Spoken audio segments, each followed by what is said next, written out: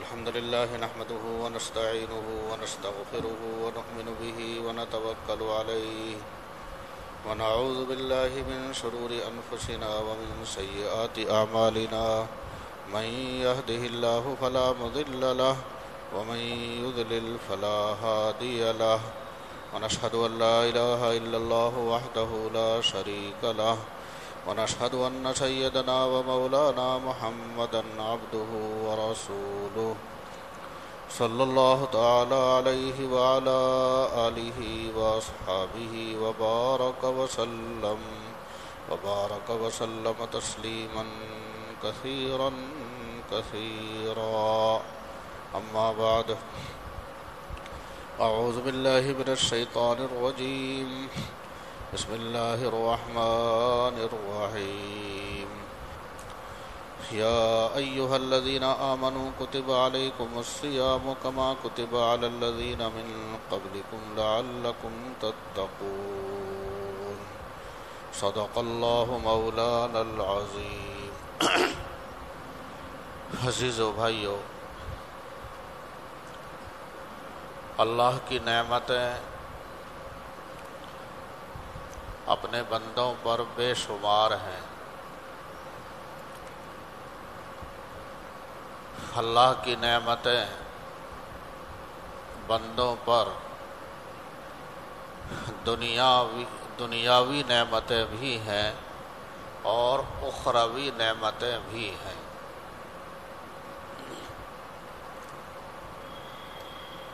اللہ کی جو اخروی نعمتیں ہیں، ان اخروی نعمتوں میں سے ایک اہم نعمت یہ ہے کہ اللہ نے اپنے بندے کو اپنی بندگی کا حکم دیا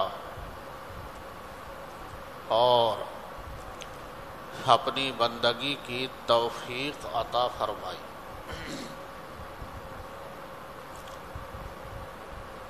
اللہ نے جن عبادتوں کا حکم دیا ہے، نماز ہے، روزہ ہے، زکوٰۃ ہے، صدقہ ہے، حج ہے وغیرہ، یہ سب بندگی کی صورتیں ہیں۔ اللہ نے عبادات کا حکم دیا، یعنی اپنی بندگی کا حکم دیا، اور اپنی بندگی کی اللہ نے بندے کو توفیق عطا فرمائی۔ یہ اللہ کی اخروی نعمتیں ہیں۔ جو ماہ مبارک رمضان کا مہینہ شروع ہوا اور اس مبارک مہینے کے روزے اللہ نے اپنے بندوں پر فرض فرمائے، یہ ادائے بندگی کی ایک صورت ہے۔ اللہ نے اپنی بندگی کا حکم دیا ہے اور اپنی بندگی کی توفیق عطا فرمائی۔ تو ہم نے کہا کہ یہ اللہ کی نعمت ہے۔ اللہ کی نعمت کیوں ہے؟ اللہ کی نعمت اس لیے ہے کہ عبادت، چاہے کوئی سی بھی عبادت ہو، اس عبادت کا اللہ نے جو حکم دیا تو اس کا نفع اللہ کے لیے نہیں ہے، بلکہ اس کا فائدہ اور نفع خود بندے کے لیے ہے۔ اللہ تعالی شانہ تو بے نیاز ہے، اللہ الصمد، اللہ تو بے نیاز ہے۔ اللہ تعالی شانہ ہماری عبادت کا محتاج نہیں، ہمارے ایمان کا بھی محتاج نہیں ہے، ہماری نماز کا بھی محتاج نہیں، ہمارے روزوں کا بھی محتاج نہیں ہے، ہمارے صدقے کا بھی محتاج نہیں ہے۔ اللہ نے ان عبادات کا جو اپنے بندوں کو حکم دیا ہے، اس میں خود بندوں کا فائدہ ہے اور بندوں کا نفع ہے۔ اس کی شان تو شان بے نیازی ہے، اس کی شان بے نیازی کا بیان ایک حدیث کے اندر کیا گیا ہے۔ حضور اکرم صلی اللہ علیہ وسلم نے خود حق تعالی شانہ کا فرمان نقل فرمایا، حدیث قدسی جسے کہا جاتا ہے۔ اللہ تعالی شانہ فرماتے ہیں، بخاری شریف کی حدیث ہے، لو انا اولکم و آخرکم و انسکم و جنکم کانوا علی اتقى قلب رجل واحد منکم ما زاد ذلک فی ملکی شیئا۔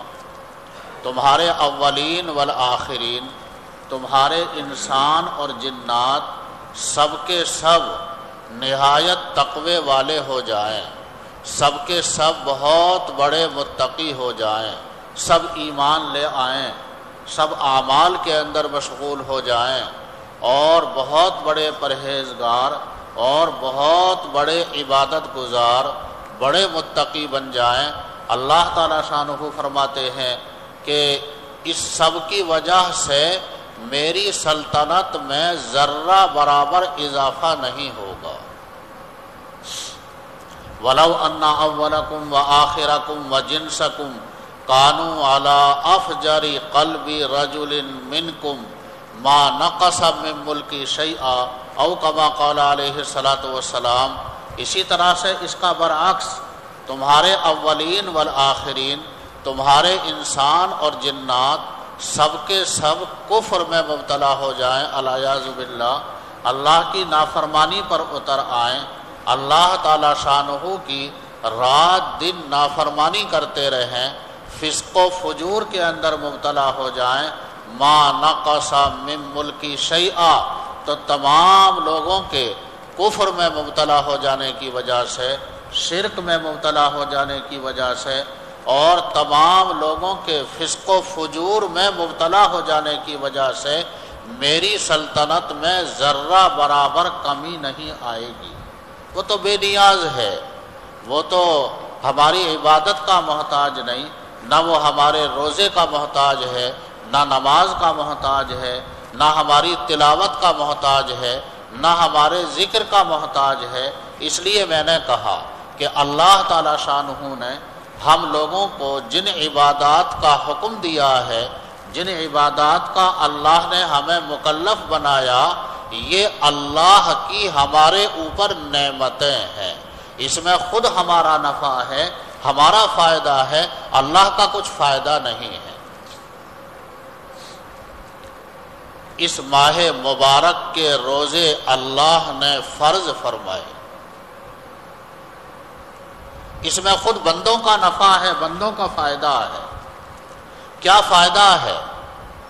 خطبے کے اندر جو آیت کریمہ میں نے پڑھی، تلاوت کی، اس میں اللہ تعالی شانہ نے اس ماہ مبارک کے روزوں کے فائدے کو بیان فرمایا۔ یا ایھا الذین آمنوا کتب علیکم الصیام کما کتب علی الذین من قبلکم لعلکم تتقون۔ اے ایمان والو، تمہارے اوپر روزے فرض کیے گئے ہیں اور سابقہ اور پہلی امتوں کے اندر بھی روزے فرض کیے گئے تھے، لیکن ان کے لیے تفصیلات دوسری تھی، خاص اس تفصیل کے ساتھ کہ یہ ماہ مبارک رمضان المبارک کا مہینہ، اس کے روزوں کا فرض ہونا، یہ ہماری امت کے اندر اس کا حکم ہے، لیکن نفس روزوں کی فرضیت پہلی امتوں کے اندر بھی رہی ہے۔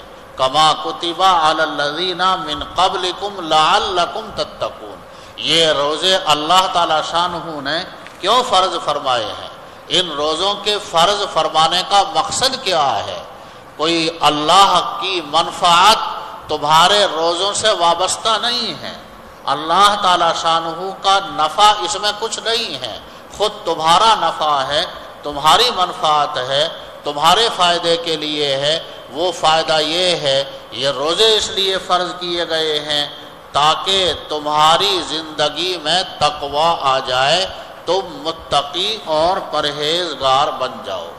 لعلکم تتقون، یہ رمضان کے روزوں کا ایک بہت بڑا فائدہ اللہ تعالی شانہ نے خود قرآن کریم کے اندر بیان فرمایا روزے اس لیے فرض کیے گئے ہیں کہ تمہارے اندر تقوی کی صفت پیدا ہو جائے، تمہارے قلب کے اندر اللہ کا خوف پیدا ہو جائے، اللہ کی خشیت پیدا ہو جائے، اور اللہ کے اس خوف اور خشیت کے نتیجے میں تمہاری زندگی میں تقوی آ جائے، یعنی تم اللہ کی نافرمانی سے بچنے والے بن جاؤ، اللہ کی عبادت، اللہ کی اطاعت کرنے والے ہو جاؤ، اللہ کی نافرمانی سے بچنے والے ہو جاؤ۔ یہ ترتیب ہے لعلکم تتقون۔ تقوی کے دو معنی اصل میں آتے ہیں، ایک معنی آتے ہیں ڈرنا، خوف، خشیت، اور ایک معنی آتے ہیں احتیاط کرنا، پرہیز کرنا۔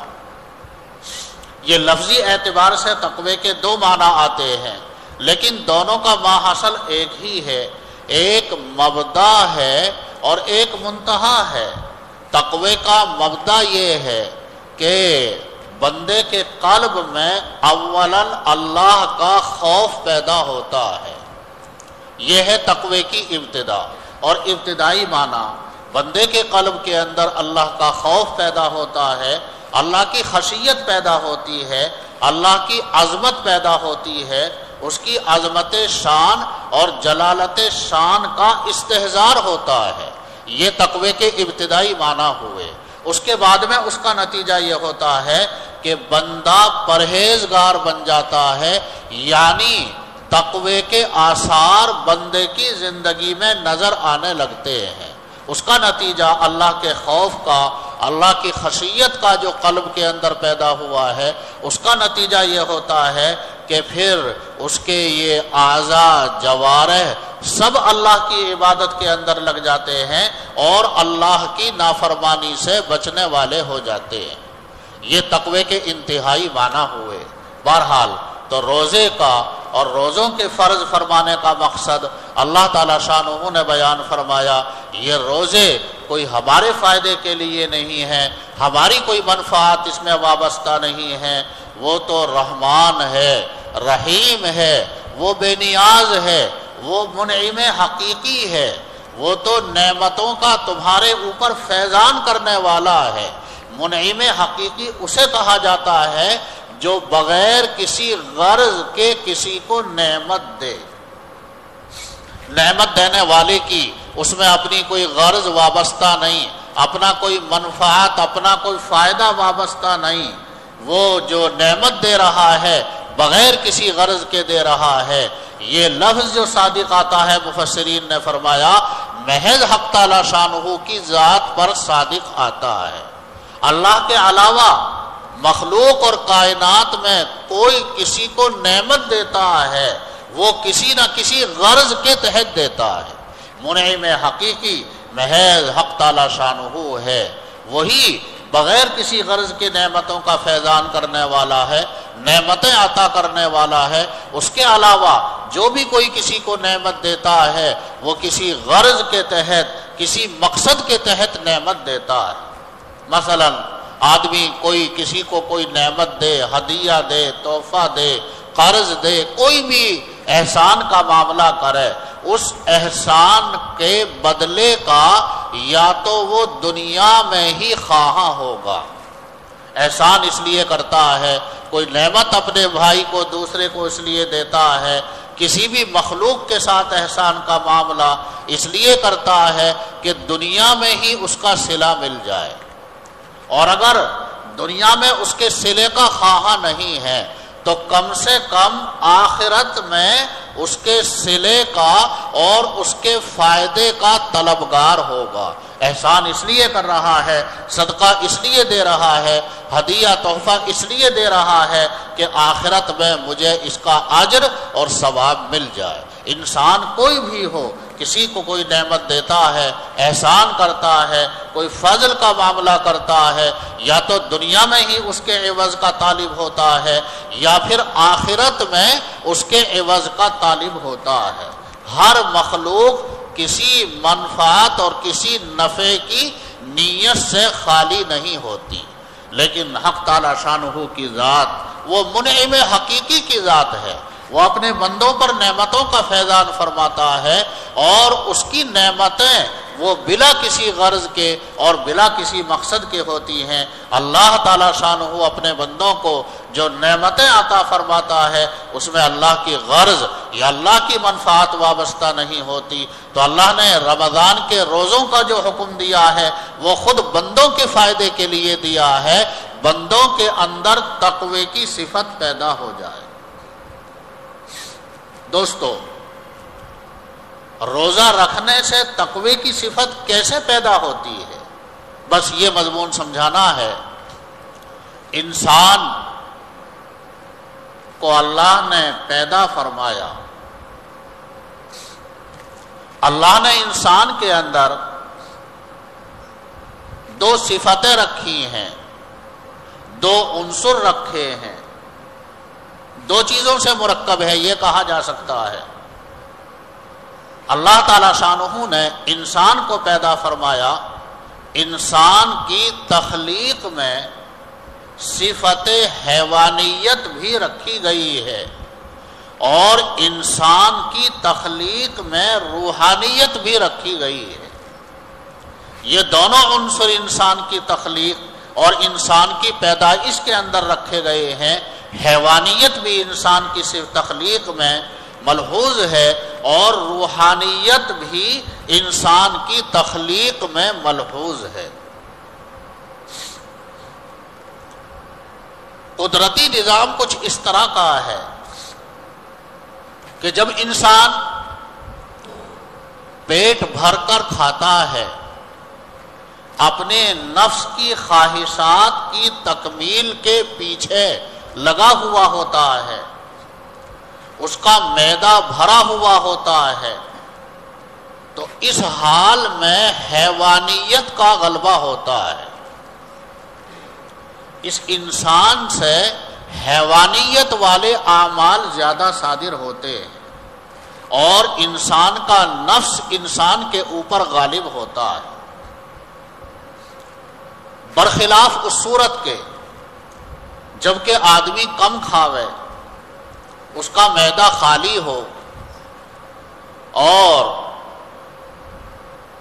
وہ اپنے نفس کے تقاضوں کے خلاف اللہ کے حکم کو بجا لاوے، تو ایسی صورت میں جبکہ معدہ خالی ہوتا ہے اور انسان کم کھاتا ہے، تو ایسی صورت میں انسان کے اوپر روحانیت کا غلبہ ہوتا ہے، اور پھر روحانیت کو قوی کرنے والے اعمال انسان سے زیادہ صادر ہوتے ہیں۔ یہ ویسے یہ تفصیلی موضوع ہے، لیکن ماحصر اور خلاصہ یہی ہے۔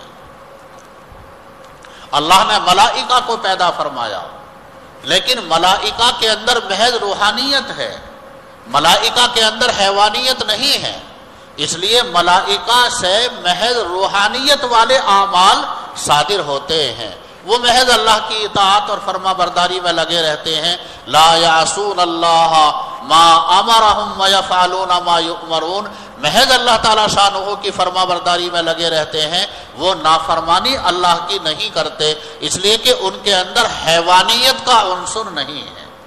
اللہ نے اس انسان کو پیدا فرمایا، اس انسان کی تخلیق سے نظام کائنات کو چلانا بھی مقصد ہے، اس لیے اللہ نے انسان کی تخلیق کے اندر کئی عنصر رکھے ہیں، حیوانیت کا بھی عنصر رکھا ہے اور روحانیت کا بھی عنصر رکھا ہے۔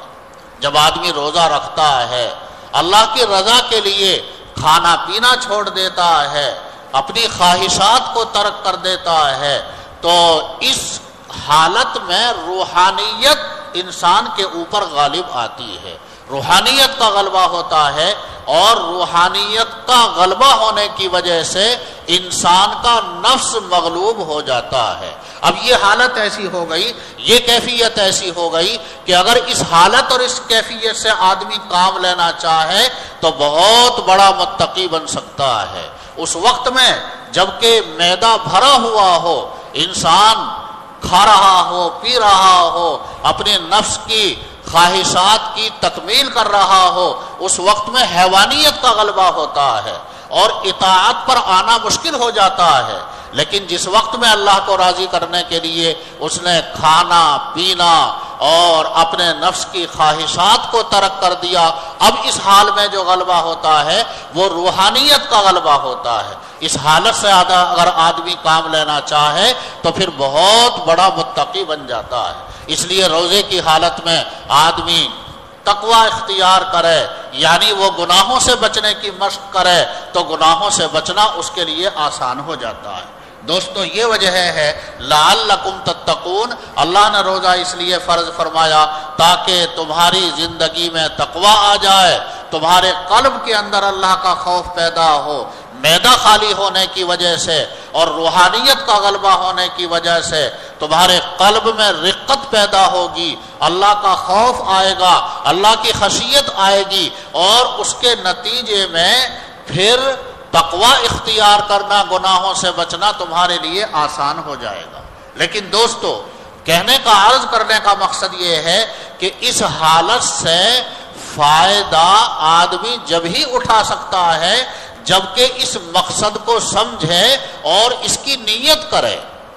اگر خدا نہ کردہ اس مقصد کو مستحضر نہیں کیا اور اس کیفیت سے فائدہ نہیں اٹھایا، اس کی نیت ہی نہیں کی، تو پھر حال یہ ہو جاتا ہے کہ رمضان اور غیر رمضان، روزے کی حالت اور غیر روزدار کی حالت دونوں برابر ہو جاتی ہے۔ آج ہم لوگوں کا حال کچھ ایسا ہی ہو گیا ہے، ہمارا روزہ بھی ہوتا ہے لیکن ہماری زبان سے جھوٹ بھی نکل رہا ہوتا ہے، ہمارا روزہ بھی ہوتا ہے لیکن ہم غیبت کے اندر بھی مبتلا ہوتے ہیں، ہمارا روزہ بھی ہوتا ہے اور ہم بد نظری کے اندر بھی مبتلا ہوتے ہیں۔ یہ ہمارا حال ہے تو تقوی کہاں آیا؟ ہمارے دل میں اللہ کا خوف کہاں پیدا ہوا؟ دیکھو، غور کرو، غور کرنے کی چیز ہے۔ روزے کی حالت میں 3 چیزوں کو اللہ نے حرام قرار دے دیا۔ کھانا حرام ہو گیا، پینا حرام ہو گیا، بیوی سے جمع کرنا حرام ہو گیا۔ یہ اسی کا نام روزہ ہے۔ اللہ کی رضا کے لیے نیت کے ساتھ صبح سے شام تک آدمی کھانا پینا اور جمع کو ترک کر دے، یہ روزہ ہے، اس کا نام صوم ہے۔ تو کھانا پینا اور بیوی سے جمع یہ روزے کے علاوہ میں جائز تھا، روزے کی حالت میں یہ حرام قرار دے دیا گیا۔ اور جھوٹ بولنا، غیبت کرنا اور بہتان باندھنا، کسی کو ایذا اور تکلیف کی بات کہنا اور بدنگاہی کرنا، یہ سارے امور ایسے ہیں کہ یہ روزے سے پہلے بھی حرام تھے اور روزے کی حالت میں بھی حرام ہیں۔